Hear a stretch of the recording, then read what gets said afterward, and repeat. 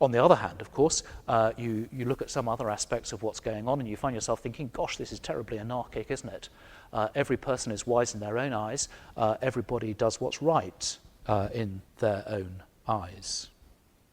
And that takes us to the next thing. We thought about how it is that actually this kind of Kantian Enlightenment ideal can breed both the sense of entitlement in modernism, I'm entitled to be autonomous, and a sense of entitlement actually in postmodernism, where I'm as good as you are, so I don't have to listen to you, and I can go on and do whatever I want. And that's the first thing that I want to develop in heading 222, that we have an individualism, it seems to me, that is strongly entitlement-based. Strongly entitlement-based. The reason why I'm saying this with such confidence is partly because of a strain of research that's emerged particularly in North America. And one of the big names here is a lady called Jean M. Twenge, and she's written a couple of books, one with a co-author, but the one that's been particularly useful for certainly my thinking, our thinking back at the college on this, is entitled Generation Me. And she's making the point that actually, if you look back over time in the United States, one of the things that you find is that there is an increasing narcissistic strain in the personality profile, statistically speaking. Now, it so happens that students for US colleges tend to go through some kind of personality test on entry, and therefore she's got a whole range of data going back to the early 1970s, late 60s, early 70s, that enable her to kind of correlate how people score on the narcissistic personality indicator. So she's got, well, now, I suppose, nearly 50 years worth of data to have a look at. And it's not that everyone is a narcissist, but that the proportion is growing year by year. And that the cultures that originally were most strongly resistant to it, immigrant cultures in the US, for instance, from China and so on, that actually they have conformed to the host culture, and their children and their grandchildren are progressively more narcissistic. And as a kind of rebuke to middle-aged dudes like me, one of the things she also notices is that when you do comparable tests on individuals who are less narcissistic in the early 1970s, by the time you get to the 2010s, my generation has become more narcissistic. The times have changed, and we have changed in them. And the word that Twenge and Campbell tend to use when they're talking about these things is entitlement. If you want a kind of summary phrase for what's going on, it's entitlement. The entitlement mentality. You kind of owe me to do this. You ought to do this for me. Not necessarily because I've deserved it or because I've worked for it. In fact, irrespective of whether I've deserved it or worked for it, you just ought to do it for me because of who I am. So the kind of image that she stays with that kind of sums it up for her is those cars that actually have Princess on board in the back window. I'm kind of hoping at this point that none of you has a car with Princess on board in the back window. And she says, you know, this is pretty peculiar in any case, given that America is a republic. But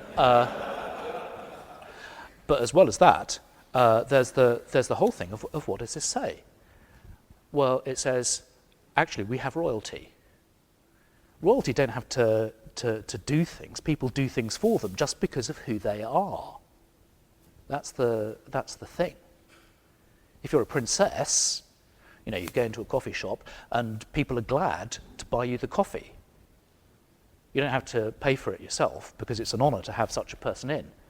And her point is, well, it's all very well when you've got someone, a royal family in a kingdom in medieval Europe and you're just doing it with one family, but when everybody thinks that they're royal and as royal as each other, then the wheels do start to come off in various ways. And their observation, she and her colleagues, is, look, statistically speaking, this is what's happening, that more and more people have entitlement attitudes, what does that look like? Well, actually, it doesn't look good.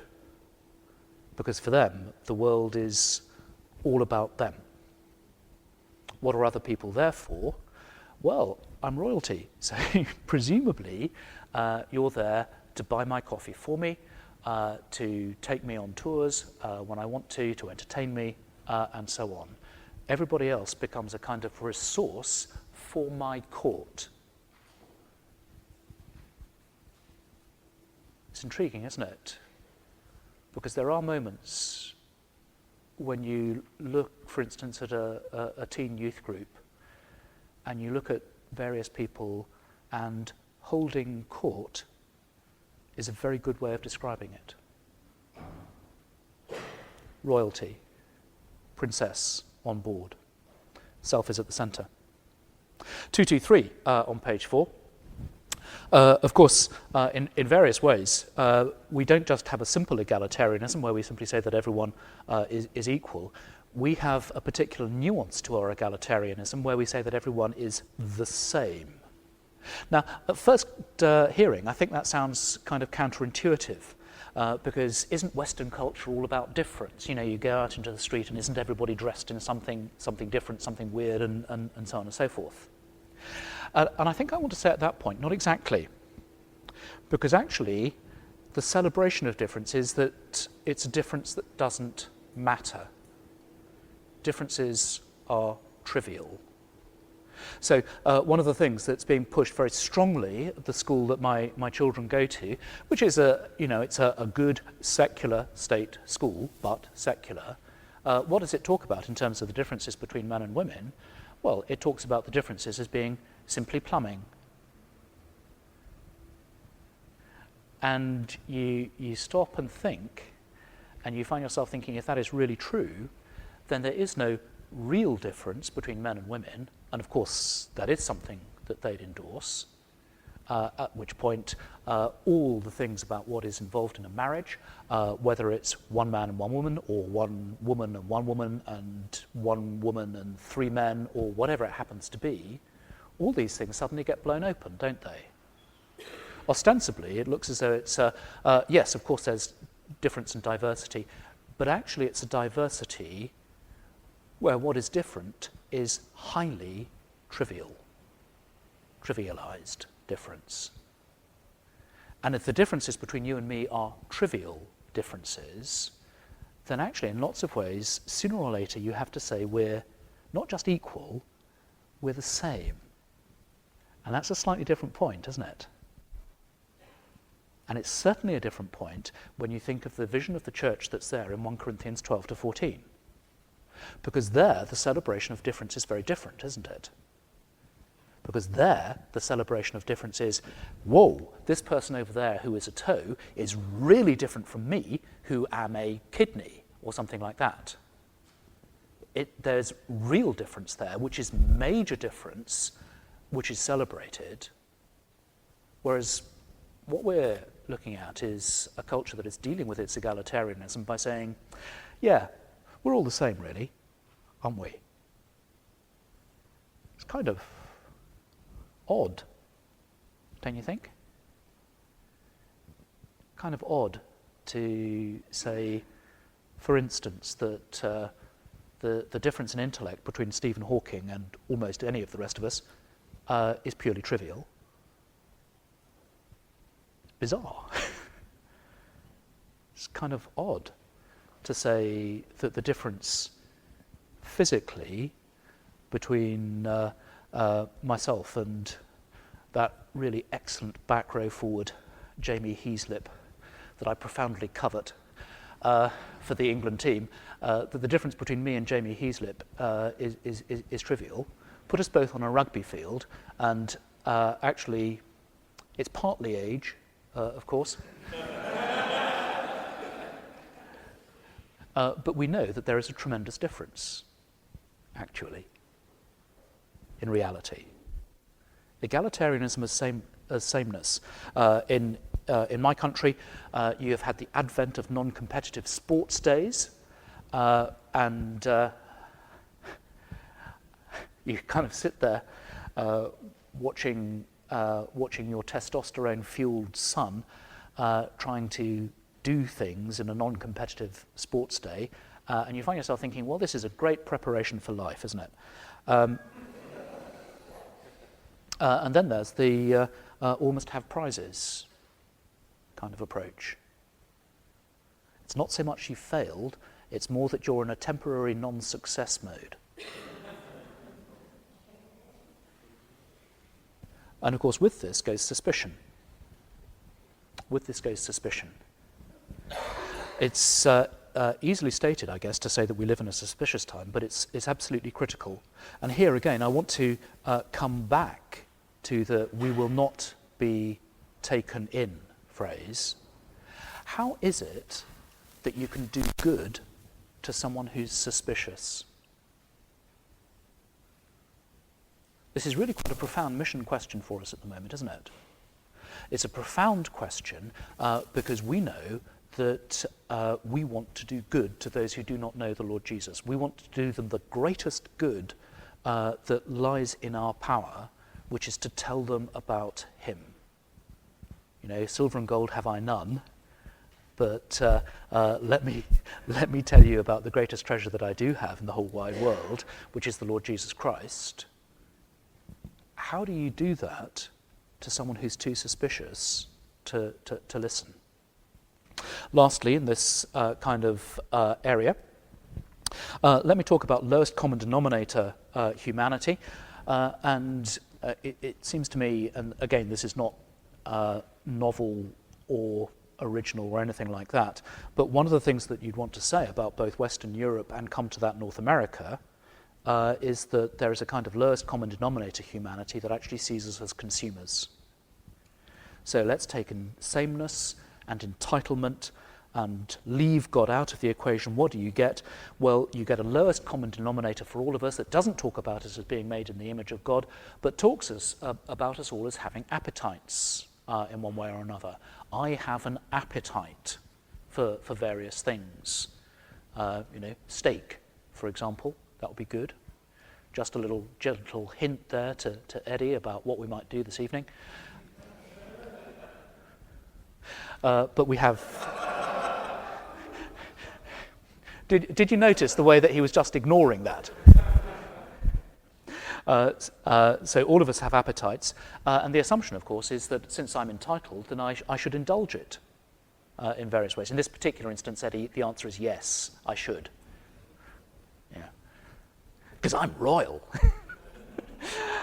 So Western individualism actually is a culture of consumption, and actually we'd want to say from a biblical point of view, therefore a greedy culture. That I'm afraid is the kind of ugly word that you'd want to say from time to time about the West, isn't it? That we're greedy, that we love excess, and we constantly want more. But also, in a slightly more sinister way, if all I am is this kind of bundle of appetites that should be indulged, then in what sense am I a person? What does differentiate me, really, from my dog, Maddie? Other than the fact that most of the time she's more even-tempered and affectionate than I am, provided she gets her bonio or whatever it happens to be. Now, all these kind of factors taken together, if we're talking about entitlement, if we're talking about sameness, if we're talking about suspicion, if we're talking about consumption, well, what do they do to a God who offers grace? Or more accurately, what do they do to the grace that God offers? I think they tend to kill it, don't they? Really? Because if you're thinking about entitlement, how can grace really be grace if actually my underlying attitude is, well, God should do that really, because I'm wonderful. Wonderful me. That kind of thing. If egalitarianism and sameness are sort of really very strongly there, then the fact that God has graced Trevor differently from the way that he has graced Mark, or the way that he has graced me, or the way that he has graced John, or whoever it happens to be, then, yeah, what kind of grace is that? It's obviously an unfair grace. That would be the thought. And if I'm suspicious, then of course I'm saying, well, God's given me grace. What's in it for him? I bet he's up to something, really. And if all I am is a consumer, then grace itself starts not to be enough, because I'm addicted to more, and I'm addicted to excess. And that, I guess, I'm afraid, is what I'd like to lay before you as the kind of background against which we're talking about this whole idea of servanthood. And it's not great. The reason why we need to get it clear is because we need to be aware of the pressures that surround us from the world, the murmurings of the world that will take us away from what the Bible does teach us about servant leadership, servant leadship, and servant fellowship. We have to see how counterintuitive it all is.